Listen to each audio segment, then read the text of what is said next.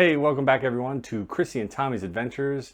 With us being a week away from our July 3rd cruise out of Galveston, the first Carnival cruise to begin operating in the US post-pandemic, we decided to travel down to the pier and figure out the best way to get to the pier, drop off our luggage, and park our vehicle. So let's get into it. If you're driving, I recommend using the WAZE app to plan the most direct route and to avoid any traffic. The only thing I'm not sure of is the best route to take the day of cruising, so make sure to leave plenty of time to get there. If you're coming from North Houston, like the International Airport, IAH, it will take about an hour and a half to get to Galveston minimum.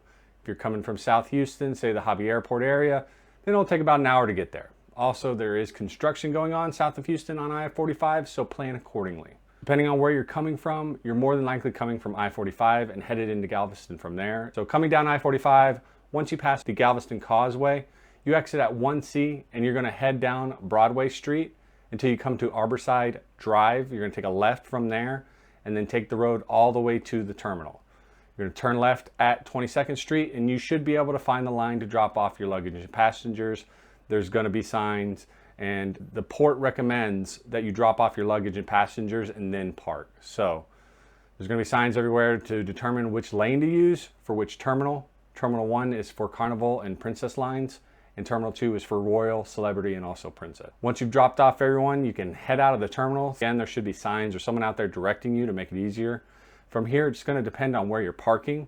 For us, we're parking at the Port of Galveston parking garage, which is located directly across Arborside Street. There's a sky bridge, but it currently isn't operating and the port doesn't have a current estimation to when it will be open. So you'll just have to walk to the bottom floor and then go across the street, assuming that gate will be open, which it may or may not be.